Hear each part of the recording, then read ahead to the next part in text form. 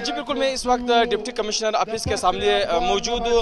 PB 51 पर धांधली के खिलाफ अवामी नेशनल पार्टी की जानिब से आज तीसरे रोज़ भी है जो कि डिप्टी कमिश्नर ऑफिस के सामने जो एहतजाज और धरना है वो जारी है।